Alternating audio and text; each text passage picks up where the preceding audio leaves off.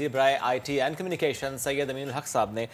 امین بھائی, thank you very much for joining اس today. تھوڑا سا پلیز شیئر کیجیے گا کہ where exactly are we standing, machine کی تیاری اور ظاہر ہے اس کو چیک کرنا, اور پھر اوورسیز پاکستانیز کا حق رائے دہی کا کو اس کا ظاہر حق مل جانا, اس کے لیے ظاہر شاید قانون سازی بھی تو ریکوائرڈ ہوگی. تو where exactly are we standing?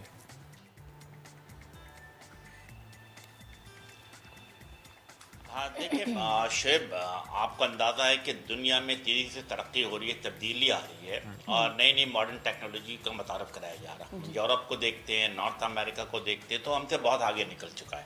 تو پرائم منسٹر کا چونکہ ویژن ہے ڈیجیٹل پاکستان, اور MKM کی بھی ہمیشہ خواہش رہی ہے کہ ملک اس وقت تک ترقی نہیں کر سکتا جب تک کہ ہم تمام چیزوں کو ڈیجیٹلائز نہیں کریں. اور اسی سلسلے کو دیکھتے ہوئے پرائم منسٹر کی خواہش تھی کہ ہر صورت میں ای ووٹنگ اوورسیز پاکستانی کے لیے متعارف کرایا جائے, اور اسی چیز کو دیکھتے ہوئے منسٹری آف IT نے لیڈ لینے کی کوشش کی ہے. یہ ذمہ داری منسٹری آف IT کو دی گئی کہ آپ اس کا ٹیکنیکل طور پہ اسیس کریں. کیا ہوا, میں آپ کو تھوڑی تفصیل بتا دیتا ہوں کہ چونکہ پریزیڈنٹ صاحب کی قیادت میں ایک ٹاسک فورس بنائی گئی جو کہ ان معاملات کو دیکھ رہی تھی. اس کے اندر کون کون شامل تھا؟ اس کے اندر ہم نے منسٹری فار پارلیمنٹری افیئر شامل تھی, الیکشن کمیشن آف پاکستان تھا, نادرا تھا, اور منسٹری آف IT تھی. الحمدللہ میں سمجھتا ہوں کہ اس کی کئی میٹنگیں ہو چکی ہیں, اور منسٹری آف IT نے اس کا EOI بنایا سب سے پہلے ایکسپریشن آف انٹرسٹ, کیونکہ پہلے آپ نے کہا کہ قانون سازی اور چیزوں کو آگے لانے کے لیے بھی. تو EOI بنانے کے بعد ہم نے تمام لوگوں جو کنسرن ادارے تھے, election commission of Pakistan, NADRA, parliamentary affair سے شیئر کیا. الحمدللہ اس کی اپروول ہوئی ہے, اور اپروول ہونے کے بعد یہ تمام چیزیں کنسلٹنٹ ہائر کرنے کے لیے اخبارات میں ایڈ چلائی گیا, اور غالباً 7 یا 8 فروری کو اس کی چیزیں کمپلیٹ بھی ہو گئی ہیں. اب اس کا جو فائنل لوور بیڈر تھا اس کو میرا خیال ہم فائنلائز کریں گے.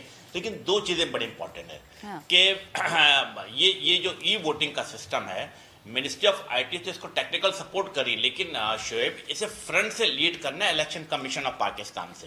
اور اسی سلسلے میں پچھلے مہینے الیکشن کمیشن آف پاکستان سے ہم نے ریکویسٹ کی تھی کہ آپ اس پہ ایک میٹنگ رکھیں, اور الیکشن کمیشن آف پاکستان نے اس پہ ایک میٹنگ بھی رکھی. خود الیکشن کمیشن آف پاکستان صاحب نے خود اس کو چیئر کیا, اور اس کے ساتھ ساتھ تمام ممبران بورڈ بھی بیٹھے. ہمارے ساتھ ساتھ منسٹری آف پارلیمنٹری افیئر بھی موجود تھی, اور ساتھ ساتھ ہمارے کیا لا اینڈ جسٹس کے بھی منسٹر صاحب موجود تھے.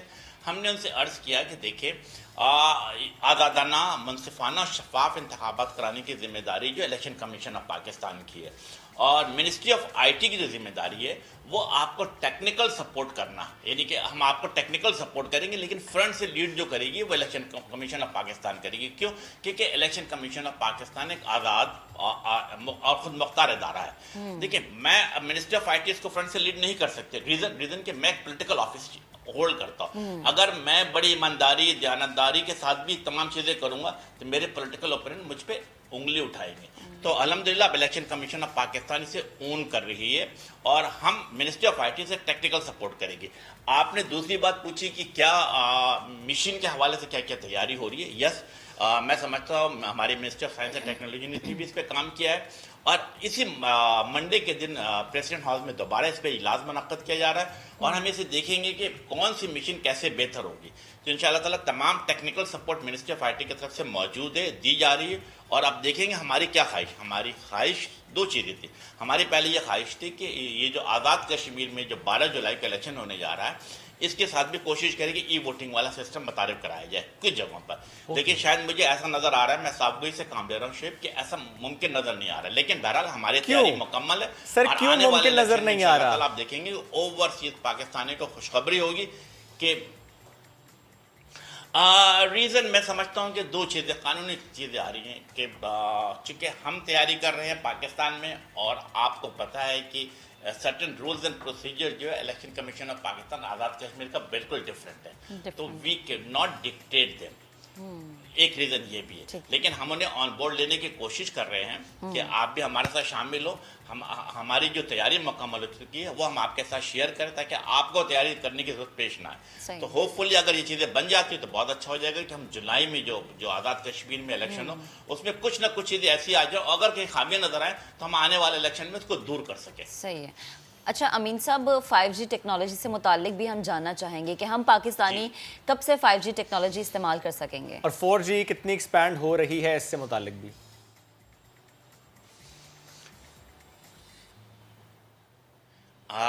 देखिए 5G टेक्नोलॉजी के हवाले से बिल्कुल साफगोई से काम लूँ। द मोमेंट मैंने वजारत संभाली है तो मैंने फ्यूचर की प्लानिंग शुरू की। फ्यूचर की प्लानिंग में क्या था कि 5G को लॉन्च करना। अब अगेन यूरोप में, इवन एशिया में भी बहुत सारे मुल्कों में मेरा हाल है कि 5G लॉन्च हो चुका है, लेकिन अनफॉर्चुनेटली हमारा इंफ्रास्ट्रक्चर उस तरह का मौजूद नहीं था। हमने मुख्तलिफ मीटिंगें की हैं, अपने तमाम जो हमारे डिपार्टमेंट ने PTA है और तमाम जो टेलीकॉम कंपनी है उनको बैठाया है, फैब यानी कि फ्रिक्वेंसी एलोकेशन बोर्ड को साथ बैठाया है और हमने प्रिपरेशन शुरू कर दी है। सबसे बड़ी इंपॉर्टेंट क्या है कि इंफ्रास्ट्रक्चर की तैयारी नंबर 1, उसके बाद एडिशनल स्पेक्ट्रम को ऑक्शन पे लेके जाना, और नंबर 3 जो आपने एक बात भी पूछा शेब कि 4G की, जब तक हम 4G की पेनिट्रेशन को नहीं बढ़ाएंगे 5G लॉन्च करना मुश्किल है। बिल्कुल सही बात। अल्हम्दुलिल्लाह हमने क्या टारगेट सेट किया, आपको सुनकर खुशी होगी कि हर महीने एवरी मंथ 4G के 1.4 मिलियन आबादी को हम 4G में पेनिट्रेट करा रहे हैं, ताकि हमारी 50 और 60% पे 4G की पेनिट्रेशन हो जाएगी तो इंशाल्लाह ताला 5G को लॉन्च करने में आसानी होगी। मैं आपको टारगेट दे देता हूँ, इंशाल्लाह ताला अगले साल दिसंबर तक 5G पाकिस्तान में लॉन्च कर दिया जाएगा इंशाल्लाह। अमीन साहब एक बात और बता दें, मुत्तहिदा कौमी मूवमेंट के मुतालिबात जो कि डे 1 से पाकिस्तान तहरीक इंसाफ की हुकूमत से हैं, और ज़ाहिर मुतालिबात से मुतालिक हम अक्सर बात भी करते हैं, जिसमें से एक मुतालबा कराची की तरक्की का है। 1100 अरब खर्च होने थे पाकिस्तान के शहर कराची में, वो मामला भी थोड़ा सा बताएं कि कहाँ पर इस वक्त मौजूद है। और दूसरी बात ये कि अभी जो इंतखाबात हुए और ज़ाहिर है इसमें बहुत अहम रोल इत्तेहादियों का रहा, आपका रहा, फिर कहा गया कि आपके मुतालिबात जो हैं वो पूरे नहीं हुए, अब यकीन दहानी कराई गई है, और अगर कराई गई तो ज़रा बताएं सर, वो रिहाइयों से मुतालिक मामला डिस्कस हुआ है, वो जो सेक्टर्स आपके यानी वो जो यूनिट के लेवल पर होते हैं वो दोबारा उनको खोलने की इजाज़त जो मांगी गई थी, वो सारे मामलात पर क्या अपडेट है?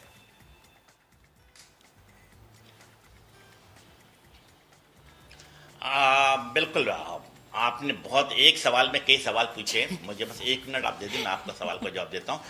नंबर 1, बिल्कुल आपने सही कहा कि इस इलेक्शन में MKM पाकिस्तान ने जो तहरीक इंसाफ के साथ वफाकी हुकूमत के साथ खड़ी रही है। आपने देखा कि कौमी असम्बली में वोट देने की बात हो, उसके बाद फिर सेनेट के चेयरमैन हो, डिप्टी चेयरमैन हो, MKM ने उनके साथ खड़ी रही, वोट दिया।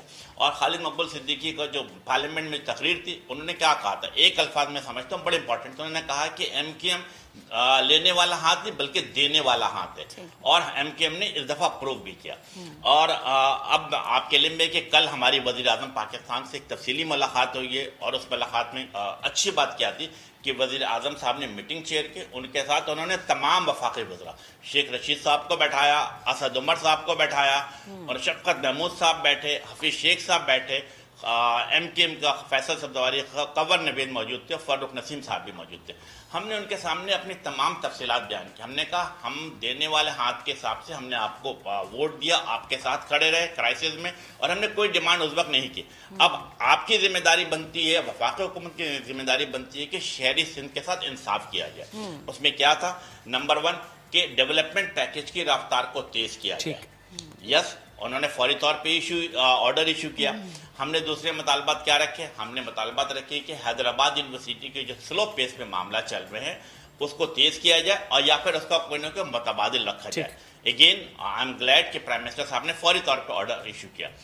जो तीसरे और इम्पोर्टेंट मामला थे, जो MKM के सेक्टर ऑफिसर्स के मामला थे और लापता साथियों के मामला थे, मैंने जैसे अर्ज किया कि शेख रशीद साहब वहाँ मौजूद थे, और साथ साथ इंटीरियर सेक्रेटरी साहब भी मौजूद थे। वज़ीर आज़म साहब ने वाज़ा और 2 टोक अल्फाज में ये बात कहा कि MKM इत्यादी होने के नाते मेरिट के ऊपर तमाम मामलात को देखा जाए और इस मसले का हल निकाला जाए। तो हमें इस बात की पूरी उम्मीद है कि ठीक है, यानी जो भी आपने मामलात उठाए हैं उनसे मुताल्लिक कुछ मामलात पे इमरान खान साहब ने फ़ौरन अमल कराने की हिदायत, कुछ मामलात पर कहा कि मेरिट पर उनको देखा जाएगा। Thank you very much. Aminul हक साहब वफाकी वज़ीर साथ मौजूद थे और इससे मुताल्लिक हमसे गुफ्तगू कर